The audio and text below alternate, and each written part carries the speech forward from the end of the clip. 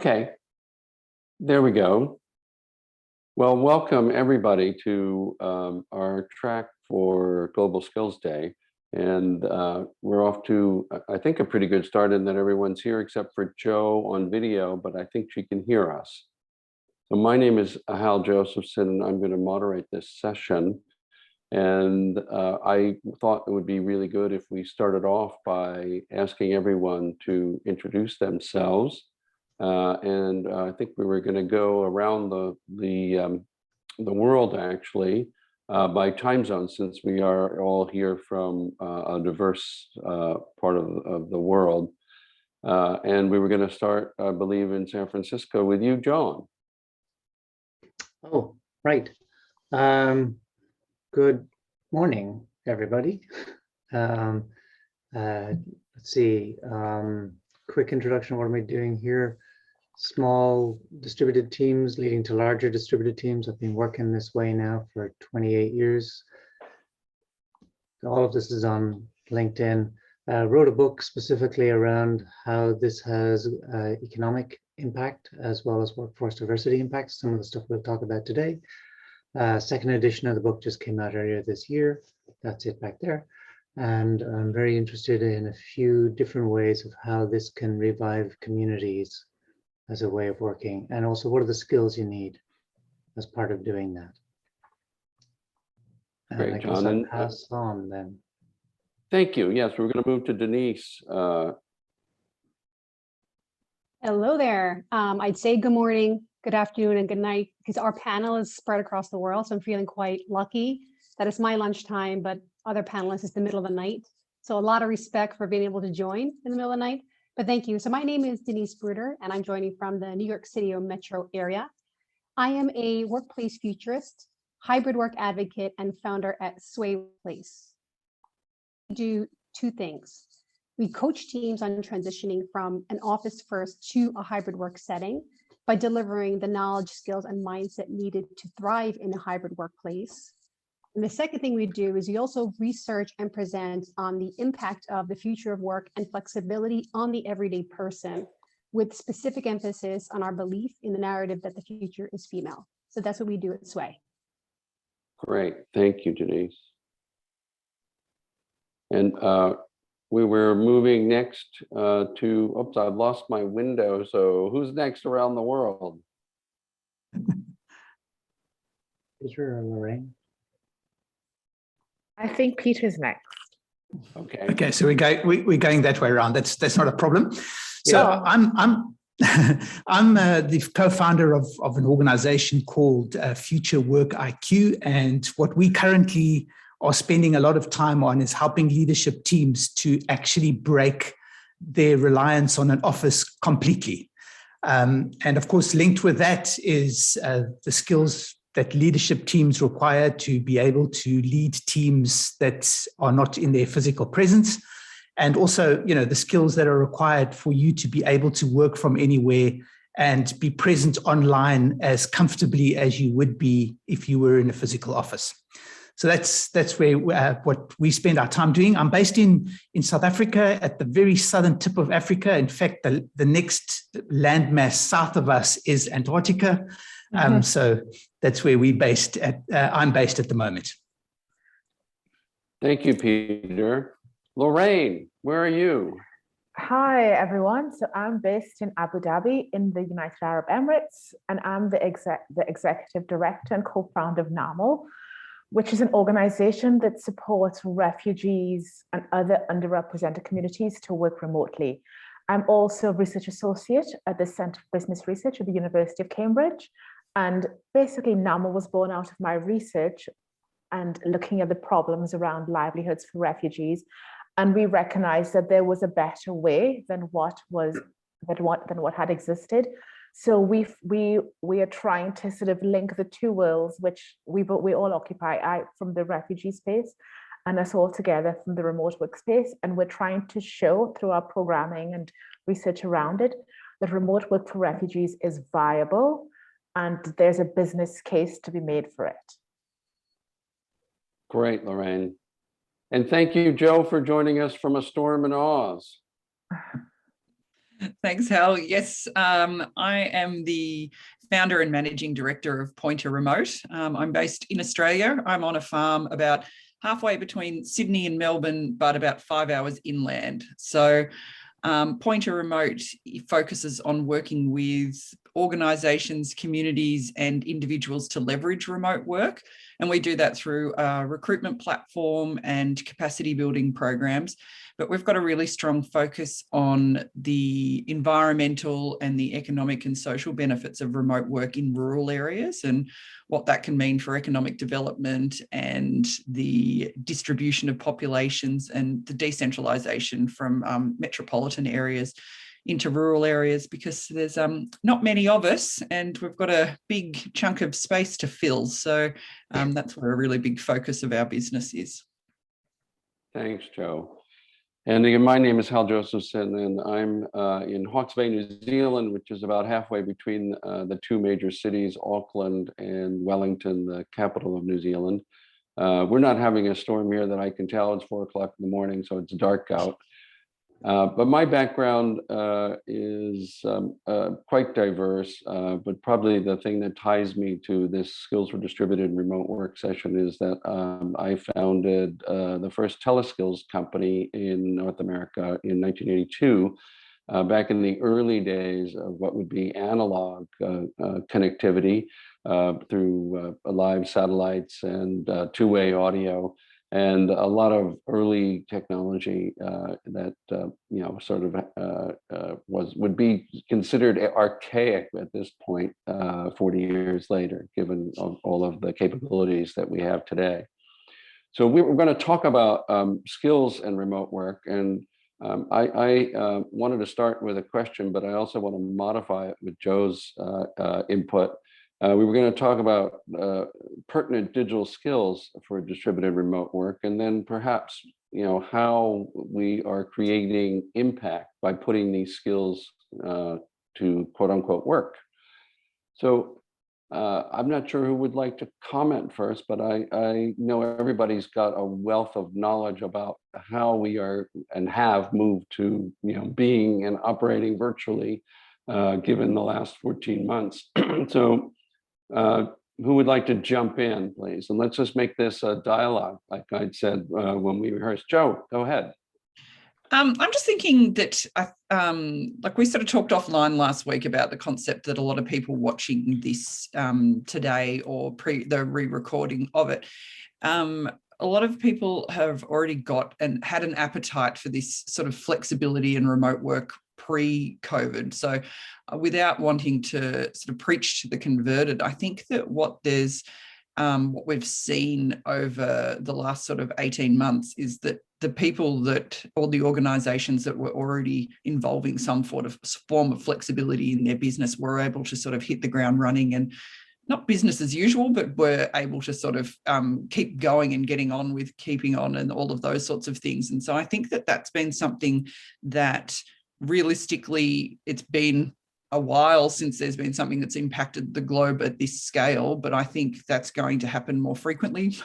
The weather is crazy. Like you said, I've just had internet dramas trying to get ready while there is an enormous Baltic storm flying through Australia at the moment that was knocking my internet around. But I think that that's something that I think has been made really apparent, is the businesses and organizations that can keep on going with things have really thrived in this area. And as a talent piece, so with my hat on in my recruitment sphere, those are the organizations that are going to not only be able to retain their good staff, but they're going to be the ones that will be attracting their competitors' talent that haven't got with the program and have really run with this. Peter, what are you seeing where you are? That's a good question, Hal. I don't think what I'm seeing here is unique to what's happening elsewhere in the world, to be honest. We deal with a lot of organizations that were forced into remote work at very short notice. One of the things that I think it's important for leadership teams to understand is that the best practices around how to work from anywhere has been long established. There's no need to reinvent the wheel. All you have to do is turn to those who have been working this way for decades prior to the pandemic, and find out from them what is it that make the best practices of leading a team virtually. Having said that, I must tell you that one challenge I see that especially leadership teams have is the ability to be as visible virtually as they are in a physical office.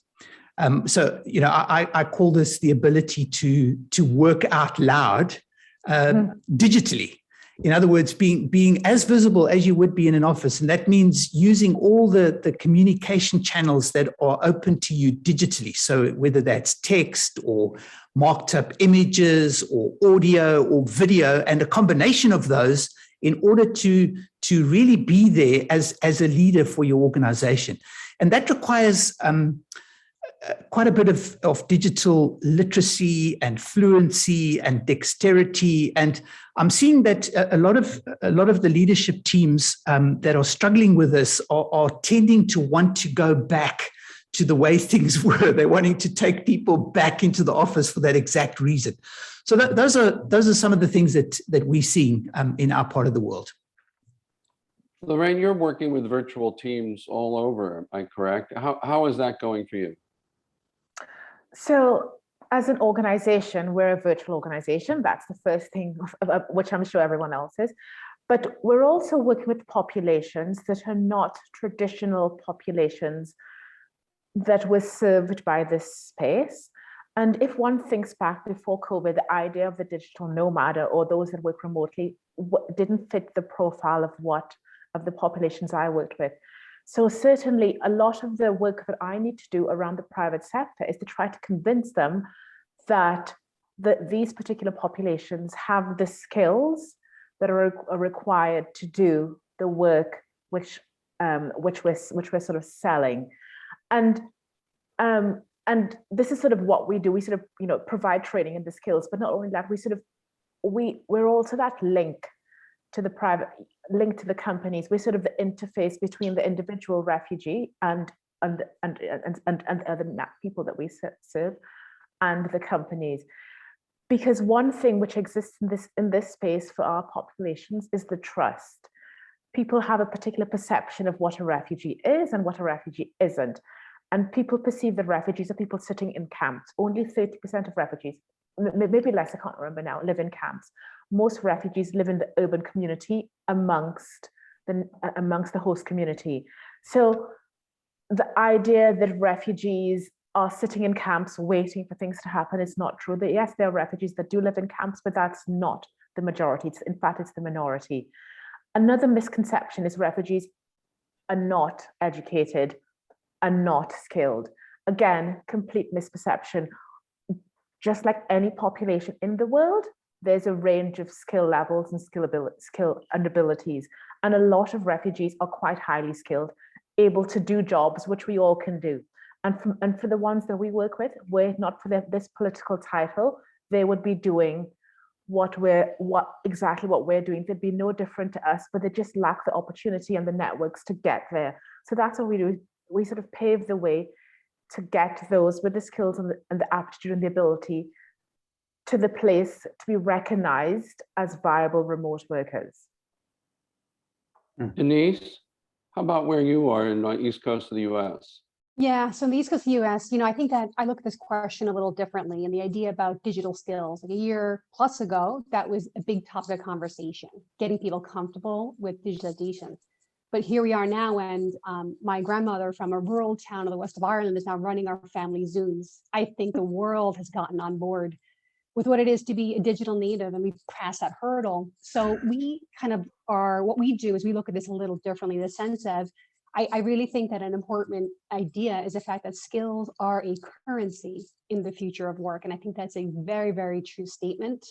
And we look at this, and I know that Lorraine has a similar approach. We look at the 6 core skills that we think we need to thrive in the future of work, which is a bit broader than the additional hybrid. And so we look at a couple of things. We look at the ability for people to solve complex problems by looking at the same issue from a different perspective. We think that's a leading skill. We think that a second skill is having people reconnect to our natural impulse to learn by developing our sense of curiosity. We focus on the third skill, which is helping people approaching digital communication from a point of empathy-based trust. The fourth skill that we focus on is encouraging people and showing them the way to trust our own intuition and instinct in the process of ideation, judgment, and decision-making. The fifth skill we focus on is mastering personal responsibility, which is a huge switch from office first to hybrid. And the sixth skill that we encourage is that using both emotional and relational intelligence in building and collaborating with people that matter to you. So those skills that I've outlined there are quite different to the idea of a digital skill, but we think that that's the path forward, with skills being a currency in the future work, and it's about human capabilities. And if I want to jump into that and add to that, Denise, that's exactly what NAML focuses on. We work with partners that do the technical skills. We focus on the human skills, the durable skills, because as Denise says, these are this is the currency which will be technology proof as technology changes. The hard or technical skills evolve over time, but these durable skills are the ones which will remain. And again, with development, allows people to pivot from one profession to the next. And this is really the focus. We sort of use this human skills matrix as the theoretical framework behind our training. And this really, this really sort of sets the work that we do within this robust research-based theory that, and then when this is translated into training, provides the individuals that we work with the skills to sort of be at the top, to be globally competitive. Thanks, Lorraine. John, you're nodding your head. What's your thoughts on that? A couple of thoughts. One, and a few people mentioned this earlier, but I think it's worth noting, technology is working fine. I mean, there's always things we could do better, and there's always like, okay, this internet outage because of a storm or whatever, but the basic technology is working. In one sense of a silver lining with this global pandemic is this didn't happen 50 years ago. It would have been a very different scene in the world if it had happened then. So I think that's actually, worth calling out. The technology works. The question is, do the humans know how to use the technology? And, Denise has mentioned of her grandmother. I got plenty of scenarios I can talk about here where I've got people who are medical professionals who are working with people who are retired with medical issues, who are routinely on video calls. And this is the demographic that you would say would never work on a video call. And they're all routinely doing it because the technology allows human contact. And that's the important thing. We crave human contact. And so we don't need to reinvent stuff. We need to coordinate how we work together while we're apart. Like, that's a real important piece here. The technology works. People have been doing this for decades. If you're going to try this and you've never done it before, try and make new mistakes, learn from people who've done things before, but try not to repeat mistakes. That'd be nice. And it's, I like to shift the conversation here too. This is not, and Peter said this a minute ago too, where people want to go back to the office. They want to go back to what was life like before COVID. I'm not sure if that's possible. We don't have a time machine, but I want to note that if your first exposure to working from home for any kind of serious amount of time was the last year and a half, working from home during a global pandemic, during economic turmoil, during a lot of civic stress and strife, during a lot of political turmoil, is not the same as normal working from home.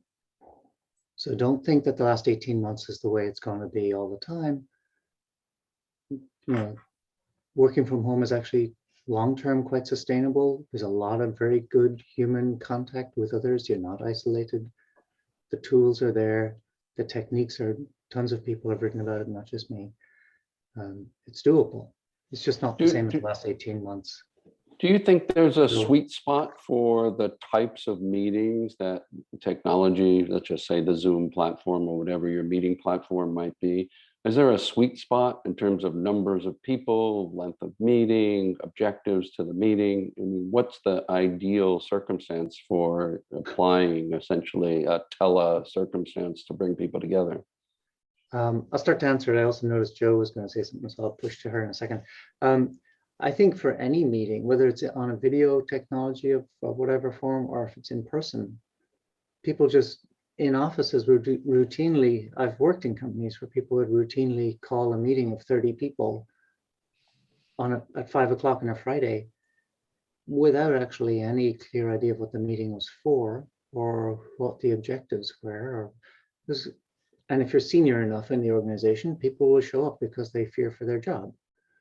And that's a completely inefficient waste of human life. And that's in person. And you can do that. You can recreate that mistake online, no problem. But there's a lot of thought about how do you structure meetings? What's the objective of the meeting? Who needs to be there? Who's welcome if curious? There's a whole bunch of thought you should put into that. A lot of people don't. Are the prerequisites are different, you're saying, in terms of a telemeeting than a face-to-face meeting? Not much, actually. I mean, you might not call a 200-person video call randomly, but you shouldn't call a 200-person in-person call without at least having a clear agenda and knowing who's going to talk and what are people listening to. So, well, there's a certain degree of interactivity that's possible, and it becomes more of a closed circuit sort of message broadcast when you're talking so about if your a couple intention hundred is, people.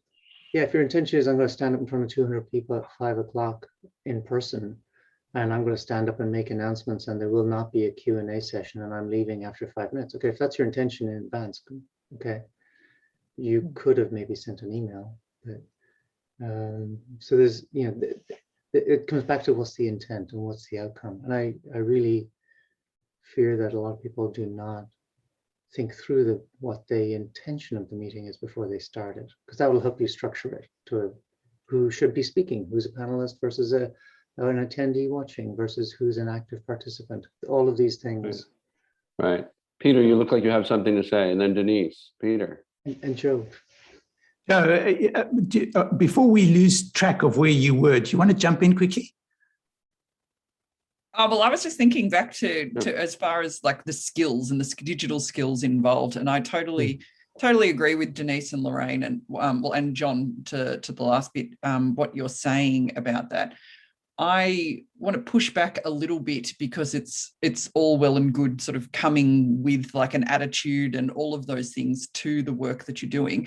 A lot of like quite a large percentage of people that I deal with are women, and women in rural communities, that a lot of them have not been in the workforce for 10 or 15 years, be it because they've been doing babies or caring for elderly parents, or they've been working physically on farms, and they are then they might have an empty nest and they're ready to roll again, as far as the kids are out of their hair and they're wanting to work. But those digital skills that those of us who have been in the workforce continually have picked up by osmosis have not been picked up. So I'm dealing with people that when they were last working, the iPhone wasn't invented. So the digital skills that we take for granted really need to be explicitly taught to some populations, and the etiquette that goes with that, the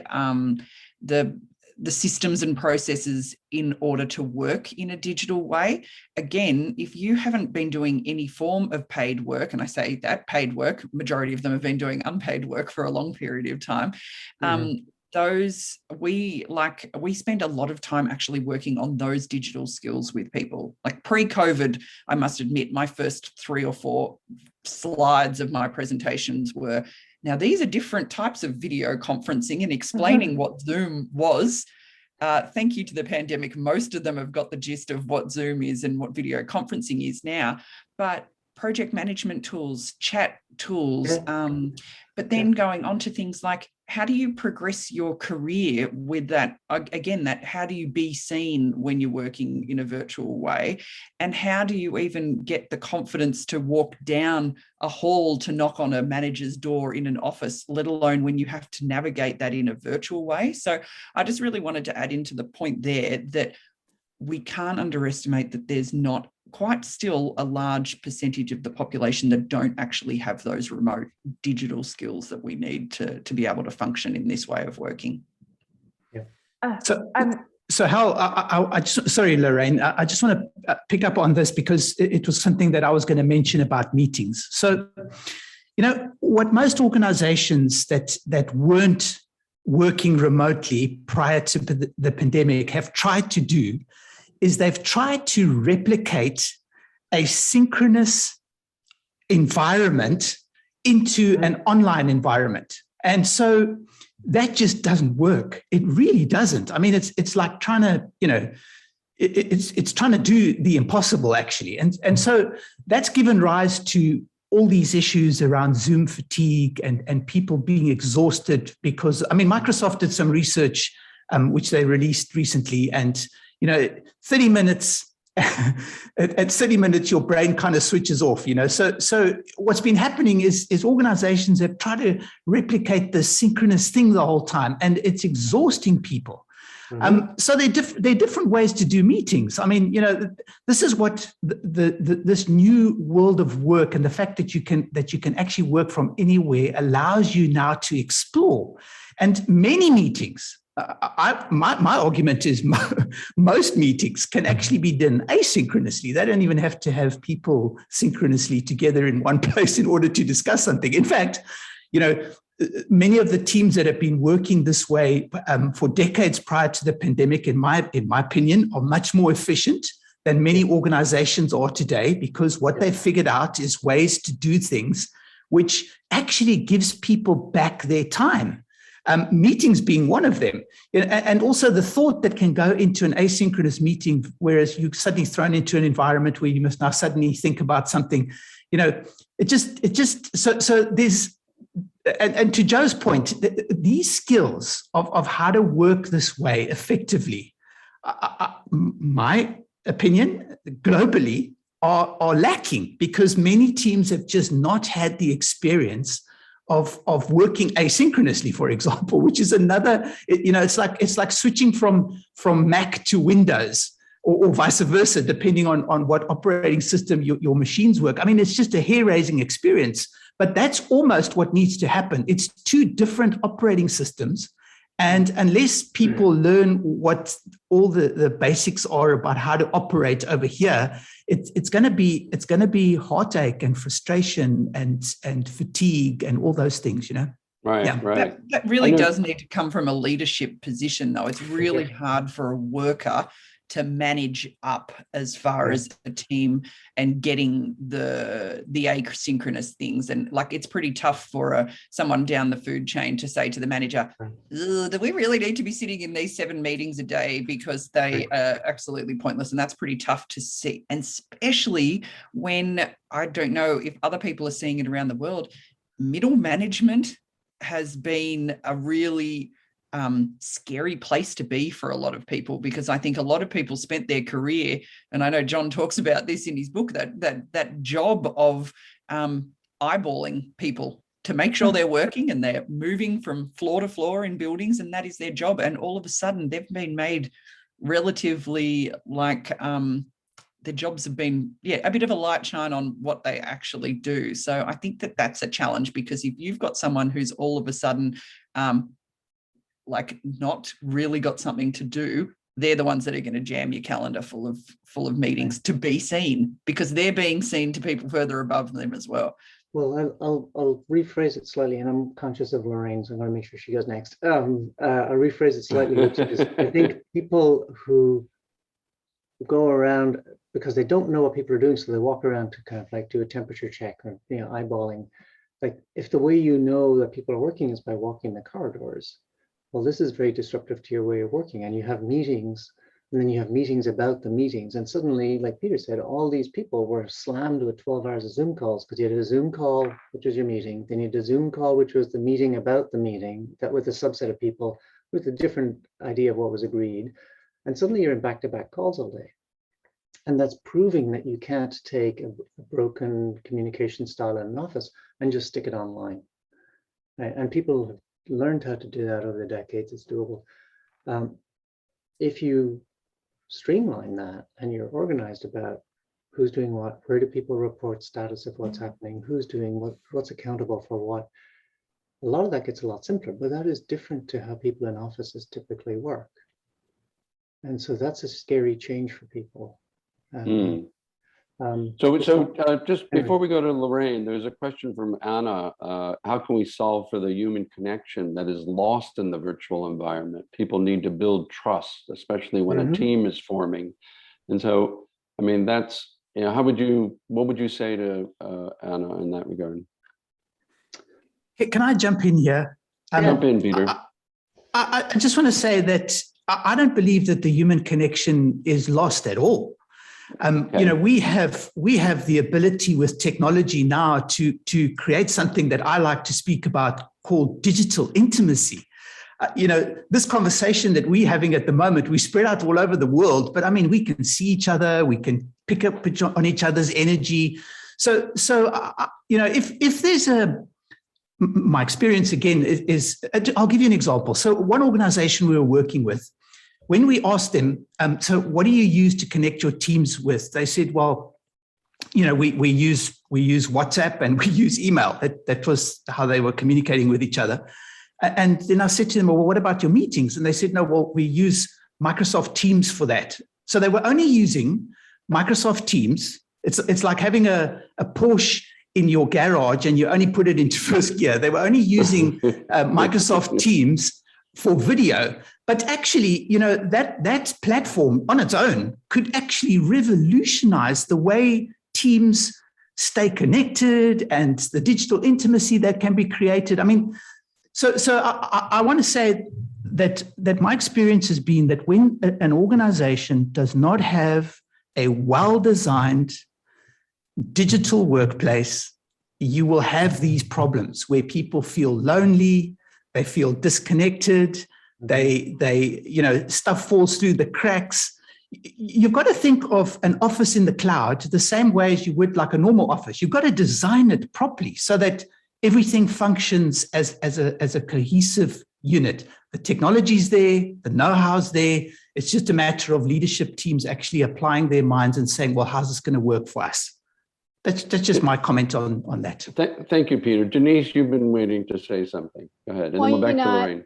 Yeah, Peter and I are at odds on this point, and that's why Yeah. this is an awesome panel. We can kind of uncover this. I actually really believe in the human connection. I think we're not designed to be with each other 24 hours a day, 7 days a week. Sometimes I don't have my own kids that much, or your work people 5 days a week, but we're also not designed to be separated completely. There is something about the human connection. There's some communication that happens there on a level that isn't to the level of words or writing.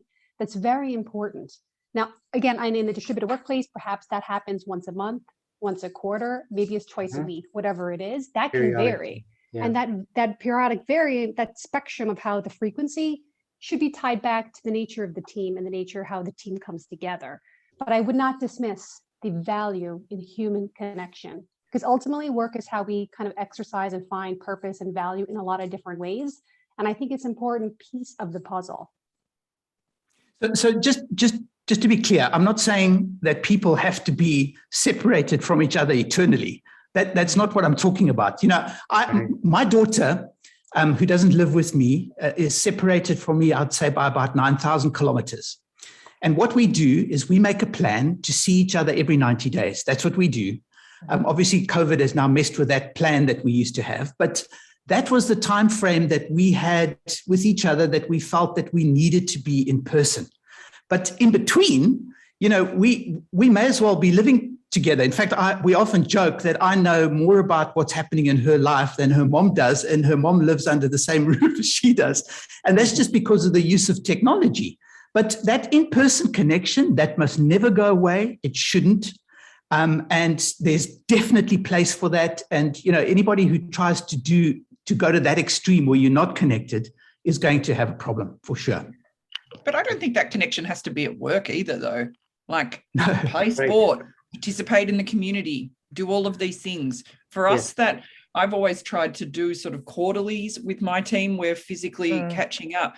But again, I'm dealing with big mega space here in Australia, and the logistics of getting someone from a like literally outback farm in central Queensland to regularly be physically catching up with someone in Melbourne it's thousands of kilometers, multiple plane trips, and those sorts of things. So I think that it's that social connection. I agree. I'm the in between you two, but I think that a lot of people, this has again shined a light on the fact that work was their only social contact with the outside world and with other people prior to the pandemic. And I think those people are the ones that have really suffered the most, that might be introverts or migrants or people that are displaced or the people that aren't in a community where they feel involved or engaged. Those are the ones that I think remote work has really copped like a bad name from. Yeah, So, I just want to jump in. Lorraine, yeah, go ahead. Lorraine. Yeah, there are lots of intersections between what everyone says. So in terms of the distributed versus the, versus the hybrid, for what I do, I am promoting you hire someone not from in the same city, from a different country, different continent. So therefore, remote is the only viable way for these populations to work, or else they don't have any employment. So so this is why I'm a big proponent of really getting companies to reconceptualize what it means to have a team. Your team, perhaps you will never meet this person, because if they are a refugee without a valid passport, they cannot leave the country. You can go to them, but there are many different scenarios where someone with a UNHCR identification card, yes, they can legally live where they can work there, but they cannot come to an office in New York, in London, in Paris. These cities where work has been centered, that's the idea that I'm trying to deconstruct, because this does not work for the majority of people. And I like what you say about the human contact, Joe. For a lot of people, work was their only physical contact. But I think this is where I think as a people, as a society, we need to really deconstruct what it is. Often people we meet at work aren't really our friends. They become our friends because we don't have any other friends. But this is an opportunity to create real human relationships from your community. You choose who you want to be with. At work, you don't choose people, you don't choose your friends at work, but this is an opportunity for people to really choose who they want to be with. And for me, that's why remote work, and certainly for the populations I work with, are good, because they're embedded within their communities, in their host communities, wherever these are. And their work community is a different community. So it gives the people that I work with who don't live in Western cities the opportunity to sort of connect with a different part of the world, which they may not ever get to, but they have that access through technology. Exposure to it, yeah. I think that Denise has got the hardest job out of all of us, because I think I completely agree with all of your the motivations and the things that you say. And I feel that, like, you know what it's like, everyone's in the office, this is how we do things, everyone's remote, this is how we do things. That hybrid model is a really tough one to get. So you get my kudos, Denise, as far as being like the guru of getting that to work in places, because it's tough. Like hybrid is tough. Well, so let me ask you a question then. In a remote world, in a primarily remote setting, so nothing is free in life. You pay somewhere along the way. Is it not like really hard in a remote setting to try to think of all these techniques to create that connection with people? Isn't that also equally as hard as it is managing a team that maybe maybe co-located some days, not in others? Isn't it just all difficult? What is the thought process behind hybrid? I just don't see the difficulty behind hybrid. I understand it's a technique. There has to be a process. It's a system. It's a mindset change. But I feel like that is the right way to go. And I think remote is equally as difficult. Yeah. Well, I was going to say, I think you've just nailed it. My mindset is the tricky thing. And I think that where I feel I default to it being hard is that you're not forced as much. I feel like the people that either are spending more time in the office and are having those incidentals, and they're the ones that they have to actually consciously think of those that are working remotely or in a part-time way, or that are in there. And I think that it's easier to slip back when you're not Yeah. sort of being forced. The person that's working flexibly has to actively be driving things. I feel that the challenge is with management, and it's the challenge with, again, that the promotion things. Like, of course, the manager defaults to that Susan that he's seeing every day in the office, like even if they don't talk, or they might even talk to the remote or the flexible worker more regularly. But that just, I don't know, I think that there's something just about the brain and the seeing and that those sorts of things. Like, I think that's where I see the challenge. And again, a piece of that is the idea of proximity bias. You're kind of naturally biased to those around you. And it is an effort to unroot that and replace with location inclusion. Right. But look at the door to change is wide open. We've been thrown into this mix and we have to 100%. rewire and reset. So now's the time to go on it. Right. The John, you worry had I something. have here is Yep. that people will, what you said is true, like it is possible and you can run, and there are organizations that are just hybrid, meaning part co-located, part physically distributed. To me, that's the most advanced management case and leadership case around, because of all the bias things that just got mentioned.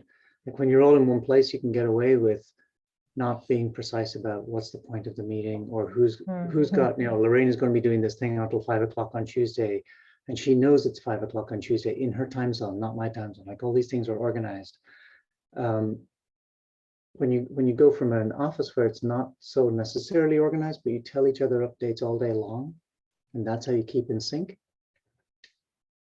totally synchronous. Then you move to distributed where you're asynchronous. That requires a bunch of leadership upskilling and a bunch of organization. The worry I have is when people look at these two options and they say, oh, well, working from home distributed over the last year and a half is really bad. I don't like it. I want to go back to the office. No one wants to go back to the office. Let's compromise and do something in the middle. Call it hybrid. What they're really doing is trying to, hybrid sounds nice. We like hybrid cars. That's a good idea. But actually, they haven't looked at the root thing that's important, which is how you lead and how you manage. And that means They've just cherry picked the bits they like. Which is, you're setting yourself up for a real problem. And if you really do hybrid, like, do you say, okay, well, the boss comes in on Tuesday and everyone gets a certain day they come in? How do you make sure that the people who come in on the same day of the boss are treated equally as the people who come in on days the boss doesn't come in? And this, you get this first, second class problem. And now you're into a real problem. Denise. Okay, 2 quick points. I don't want to take up any more airtime. We do advocate, a company is a collection of teams that work together to get things done. So we advocate for a team to be in unison. So not for a team to be dispersed, but to work in unison. And given the fact that the hybrid decision is being pushed down to the team level, we think there's an opportunity to make that real. Last quick point is the fundamental thing about humanizing work, and the low-hanging fruit here is about giving people a feeling of freedom. And Lorraine, it's the same thing what you're doing. You're giving people freedom and hope through the language of work. Yes. Office first is a one-size-fits-all box that you have to get in if you want to play in that sandbox.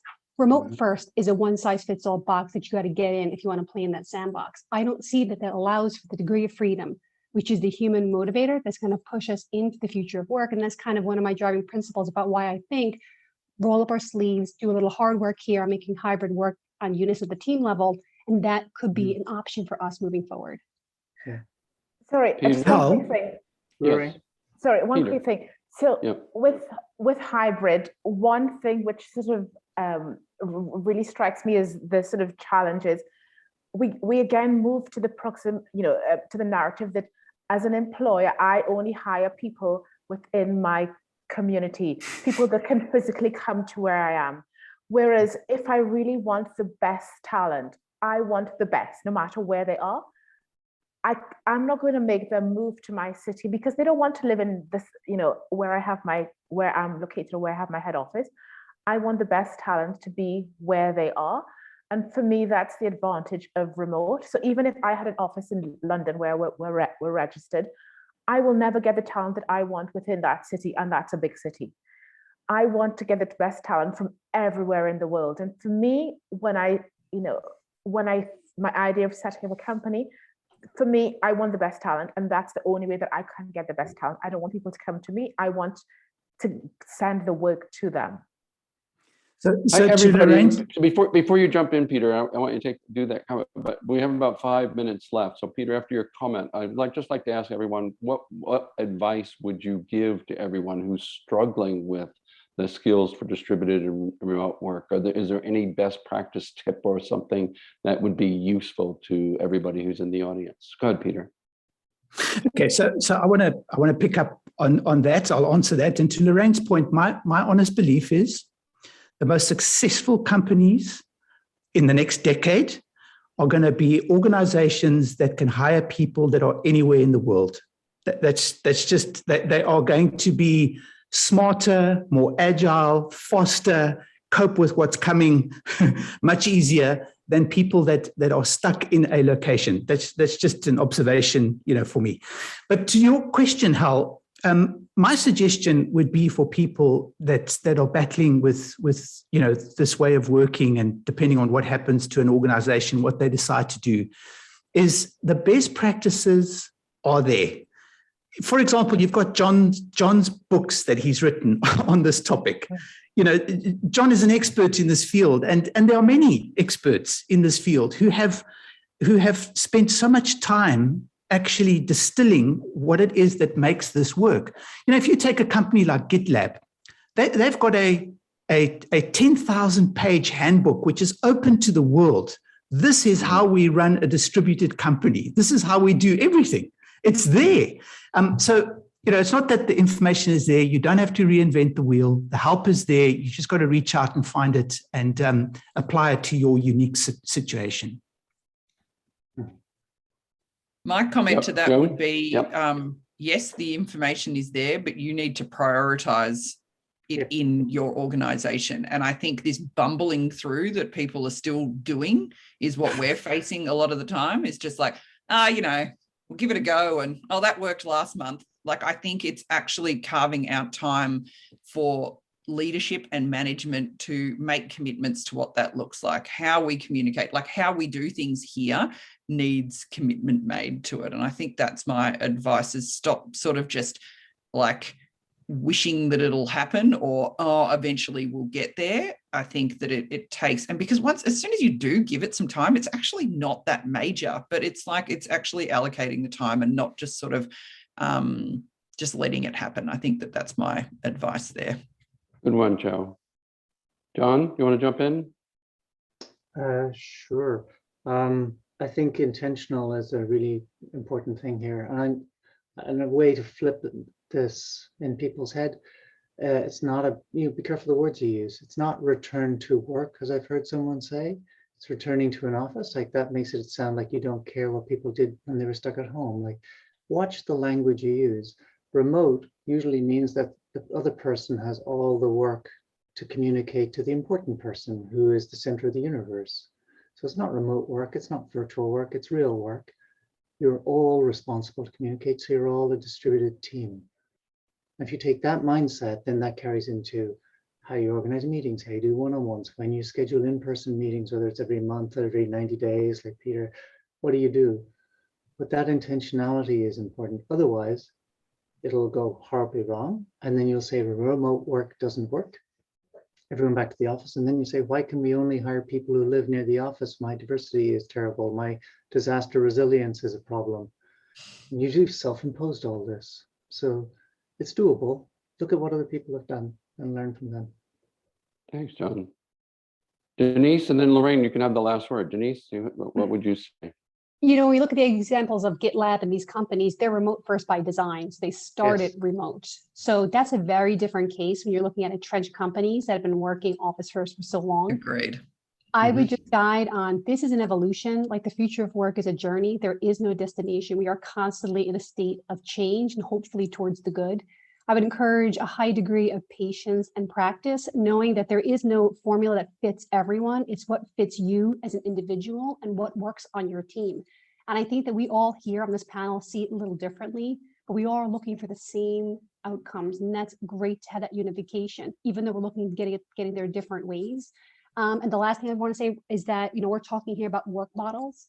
But the bigger change in the future of work for me is the shift in employment models from employment to gig, which then it leads into the skills gap and how this displaces people, which then leads into AI automation, taking tests way to begin with. So keep your ear to the grindstone. There's a lot to be learned here. And I would encourage everyone to be a learner in the future of work and stay in tune with conversations like this.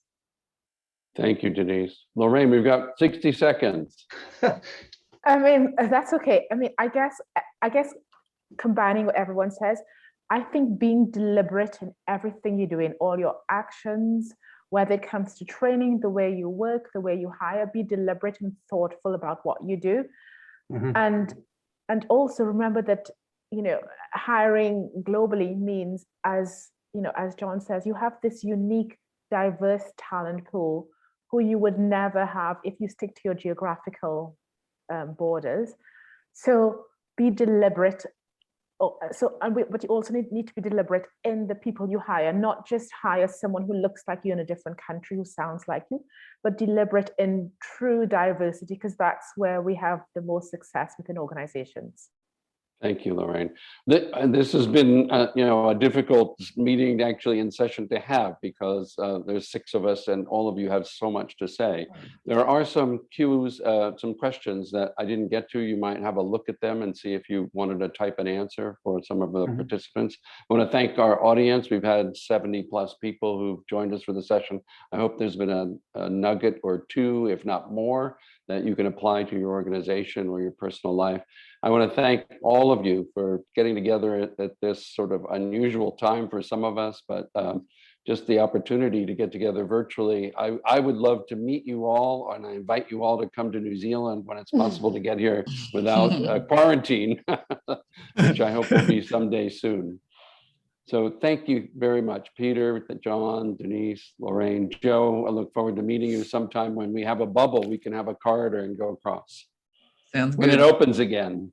When it opens again, yes. Thank So you. thank you very much. I believe we're ending at 50 minutes on the hour and turning it over to Gary. And thank you. Thank you. Bye. Take care.